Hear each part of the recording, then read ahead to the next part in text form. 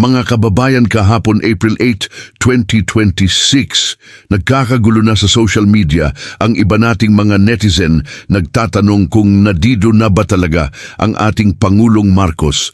May nagpost na exactly 2:51 PM siya nalagutan ng hininga. Pero ano ba talaga ang totoo? Mas mabuting ang ating pakinggan ang isang taong bihasa sa mga sensitibong mga information dahil siya'y isang retiradong sundalo. Panoorin po natin si Retired Captain Dado, mga kababayan. Mga kabrigadang Pinoy Survivor at mga ka-SFGF, malungkot na balita. Sabi sa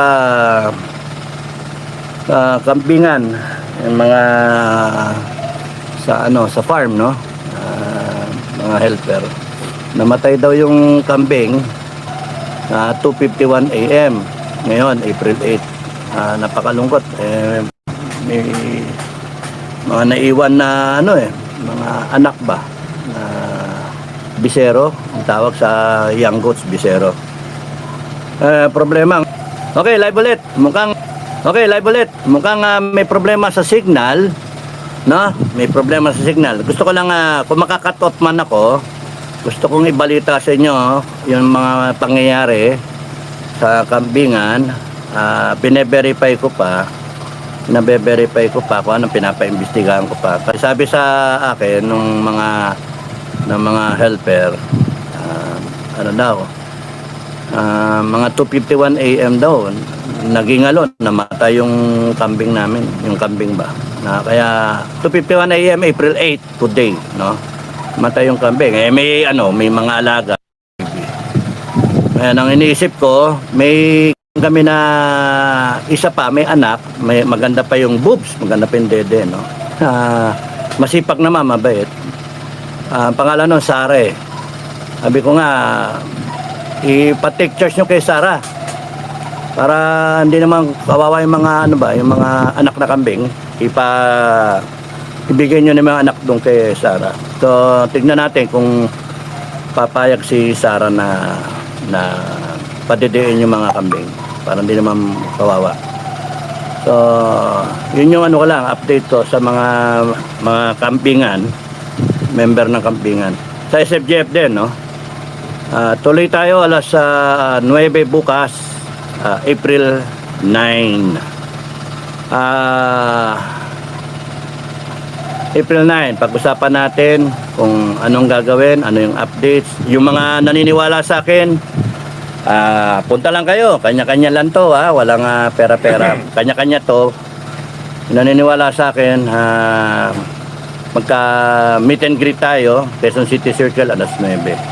Picture taking tayo, yung sa malaki na picture taking. Kung sa 10 tayo, okay lang. Kung may 100 tayo, okay, mas malaking picture yon. Pero kung mga 500, 1,000, 10,000, nasa inyo yun. Yung mga Pilipino lang na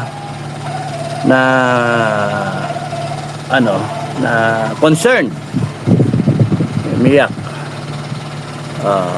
Umiyak. Okay, so yun yung ko. Tuloy lang tayo. Mukhang malabo yung signal ngayon. Mukhang malabo yung signal Mukhang may balita na magmamarsyal balita lang naman. Ang sa akin, kung umabot sa kung may nanonood na taga Malacanang do not attempt magmarsyalo kayo. Bakit? Ano rason nyo? May namatay lang na kambing?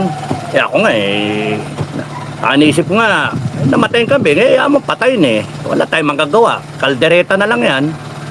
Tapos nun yung alam mo, isakay ko sa bus yun, tapos nun dalhin sa norte. Naka-convoy, pero pang mga gwardya, alam ka naman gano'n ang gawin. Pero may mga nagpo-post pa ng timing naman, may nagpost, may nakakita, ang laman nung bus, yung kambing. So, tarantado. Kayong mga nasa Malacanang nga pala, na may nasakap akong balita. May gusto daw mag-declare ng martial law. Ano yan? Pre-arranged, may pirmado na executive order or whatever na may just in case. Huwag kayong mag-declare ng martial law. No. You follow the Constitution. You follow the Constitution because it is our way of keeping things in order. Ang taong bayan sumusunod sa Constitution. Pero kung kayo, sunod-sunod, patong-patong na paglalabag sa Constitution, tas dadagdagan nyo pa ngayon na yung kung meron mang problema sa kalusugan ng presidente, edi doon tayo sa proper. Meron, kung incapacitated, edi let Sara take charge. Siya yung mandated ng constitutional succession. Kung patay yan, edi pakalam nyo sa taong bayan, patay yan. Ako nga, pinapalam ko sa inyo, yung kambing namatay. Yan, presidente pa ng Pilipinas. Yung akin, yung kambing ko namatay. O di, may anak. Paano na yung mga anak? Di padede kay kambing Sara. Ano yun sa akin? Tatakutin nyo yung mga tao na fake news. Tapos kayo, magpe-fake news kayo. Yung PTV4, warning sa inyo. Ba't kayo maglalabas ng April 7 na nag-meeting? Nakalagay doon sa video, buti sinagot sa comment section. March 12, 2024. Yung activity. March 12, 2024. Ba't yung sasabihin na April 7? So parang lalong nagkakaroon ng haka-haka ang mga tao. We need the truth. You tell us the truth. Kayo, pagka natuklasan namin na tinatago nyo sa taong bayan, yung katotohanan, bibitayin namin kayo lahat. O tragis kayo, bibitayin namin kayo lahat. Mag-declare kayo ng martial law, we will undeclare martial law. Hindi kami natatakot dyan. We will undeclare martial law and we will declare the people's martial law. Doon kayo matakot. And we will arrest everyone. Tado kayo. Wala, hindi kami aasa sa AFP tsaka sa PNP. Yung matitino, doon kayo sa taong bayan. Pagka ganito, doon tayo sa konstitusyon.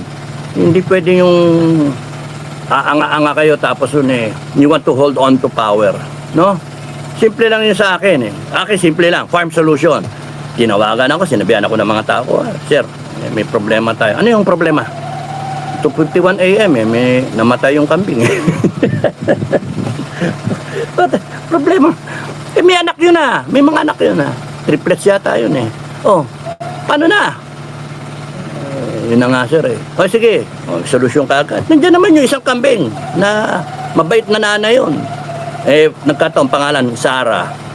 Yun ang magnanay. Yun na yung palit niyo yung Sara. But walang problema sa amin Madali, naintindihan namin. Bakit dito sa gobyerno natin hindi maintindihan? Kambing nga pwede nga palit ka agad. Kasi kinakailangan continuity. Ngayon, kung balak ninyo mag-declare ng martial law, huwag kayo mag-declare ng martial law, mamalasing kayo. Lalaban ng taong bayan sa inyo, Huwag mag-declare ng martial law. At yun ang masasabi ko.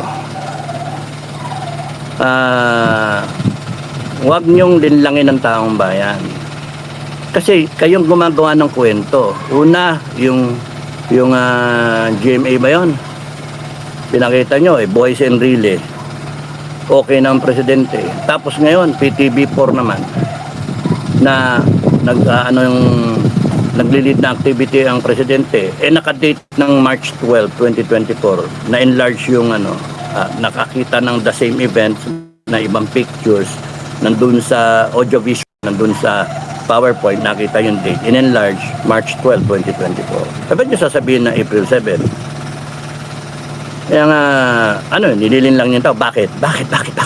Meron ba talaga nangyayari? Patay na ba talaga? Pagkapatayan, dapat, Inday Sara, come on down. Dapat ganon. Come on down. Yung constitutional successor. No? Anyone who tries to hide the truth, sasamain kayo sa taong bayan. Mag-declare kayo ng martial law, we will undeclare it, we will declare a people's martial law.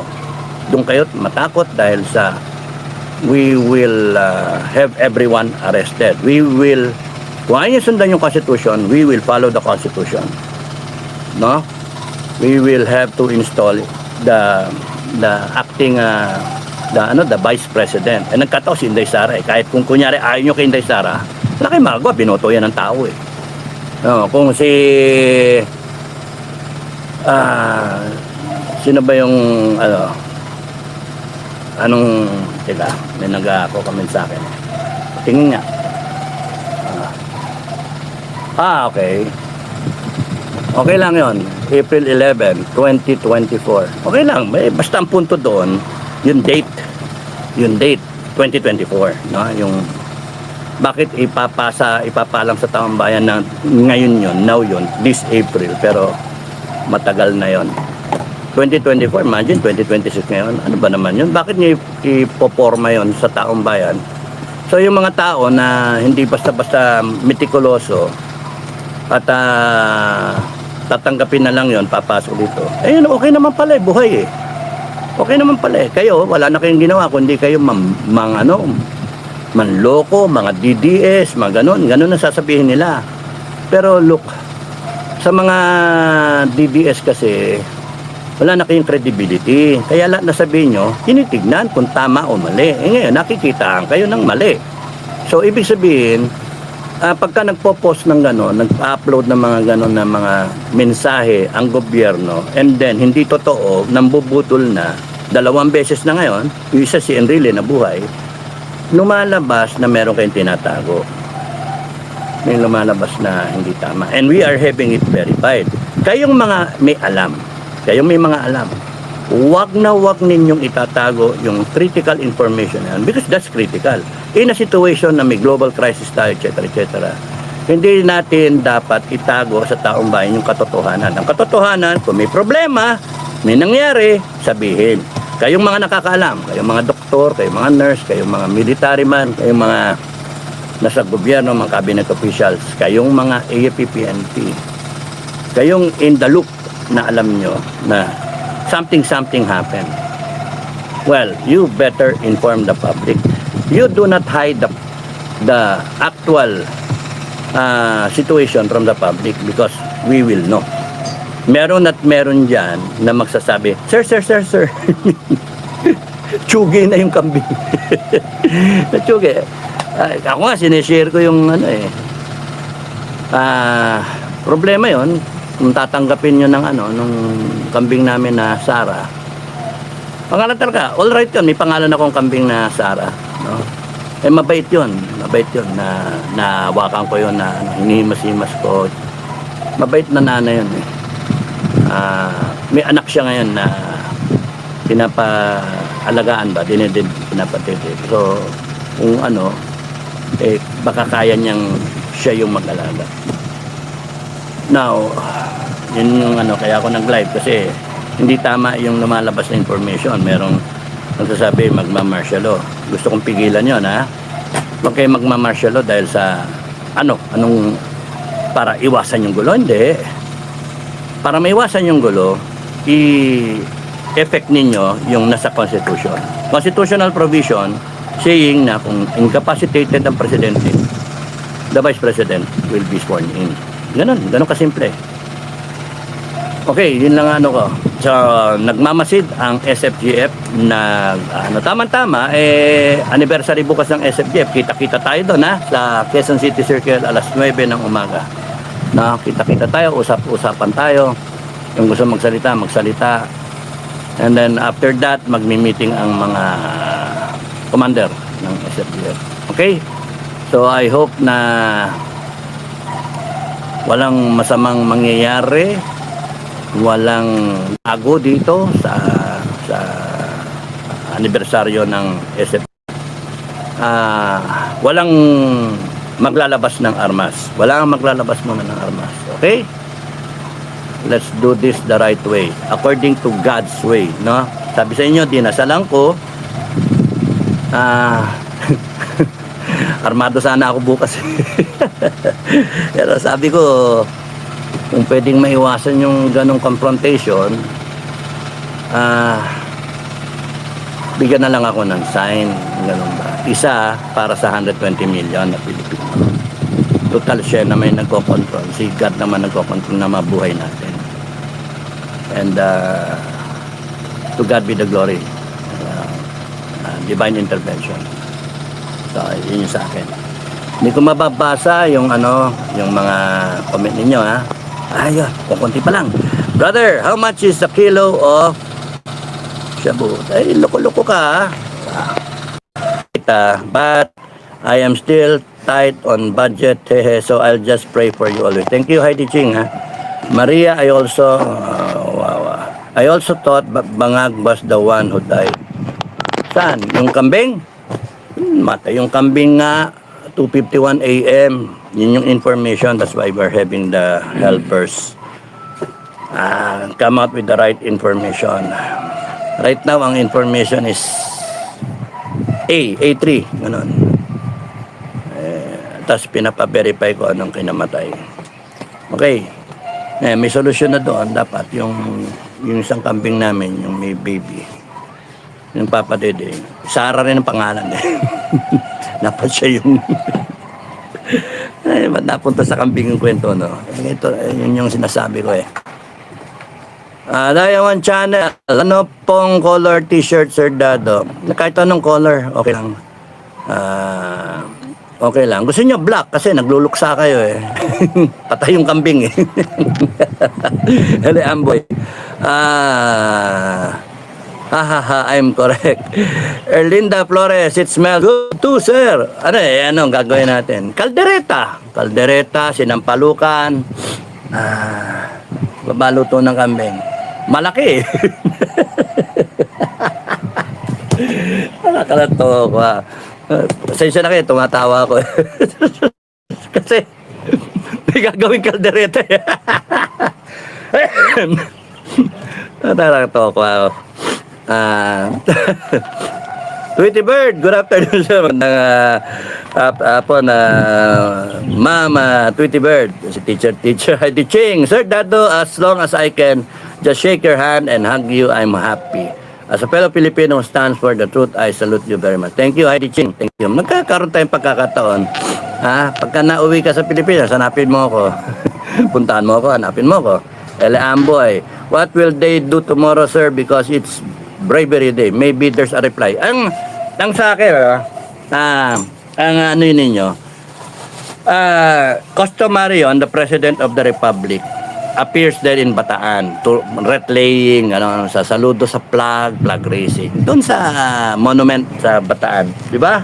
Yung the fall of Bataan, yun yung April 9 eh. Sina-celebrate, araw ng kagitingan.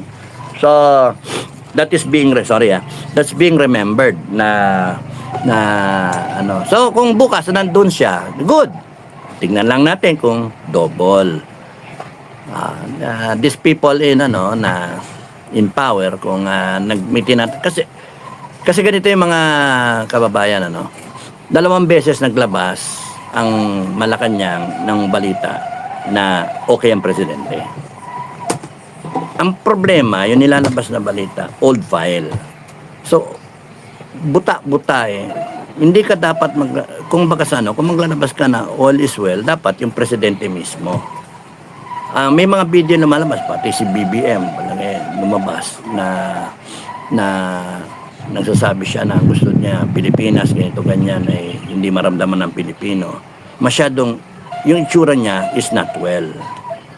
So, ang masama, yung kahapon, yung lumabas kanina sa SOCMED, yung PTV4 na kwento, sinasabi na he is officiating yung conference na yon tungkol sa gas na sa mga remedies ba. Pero yung date is 2024 pa. Kaya budol. Now, pagka ganun ang ginagawa ninyo Malacanang, PCSO, PCO, hindi tama. Simple lang.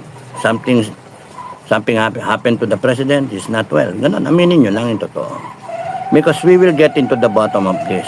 Hindi nyo iba itatago, meron dyan magsasabi na kung ano talaga nangyari. People will come forward. Ngayon, tetrete ninyo, etc. Pati yung mga nagbabalita sa SOCMED, sasabihin ninyo, fake news. Huwag nyo kaming takutin. Hindi kami matatakot. Anong gagawin nyo? Kasuhan nyo kami? Ba, putang ina nyo, ma-PI kayo. Hindi nyo kami, kasuhan nyo kami. Magre-revolusyon kami, maggago kayo. Binabiolate nyo sincerely yung Constitution. Simple lang to. Sabi ko nga kahapon, ang presidente, tawagin mo yung vice president mo, tawagin mo lahat, pati Supreme Court, pati yung simbahan, etc. Pati yung mga Muslim brothers. Pakita kayo, and then, I'm alive, I'm well. BP, hindi ka pa pwedeng maging presidente, buhay pa ako. Takbo ko na lang 2028. Ganun kasimple. And then, nandun na yung tao, sige, tigil muna tayong politika, pag-usapan natin kung anong pwedeng gawin sa crisis ngayon, sa langis. Di ganun, constructive. Anong klase nyo? Kung ano-ano pinalalabas na mga balita. Kaya nga hindi tama. Tignan nyo ako, namatay yung kambing. Sinabi ko sa inyo, sineshare ko sa inyo, kambingan update, pinost ko pa sa FB. Namatay yung kambing, 2:51 a.m. Now I am having it verified. Baka mamaya kinatay lang ng mga tao, niluto lang. Gusto makita yung bangkay. Papa DNA, papa ano kayo? Papa hair follicle ko yung kambing, baka kung follicle ko yung kambing, baka kung ano, mamaya yung kambing ko bangag eh. Anyway, ang ano doon, we just need to verify, and then kailangan lang namin malaman yung katotohanan. Huwag niyong i-deny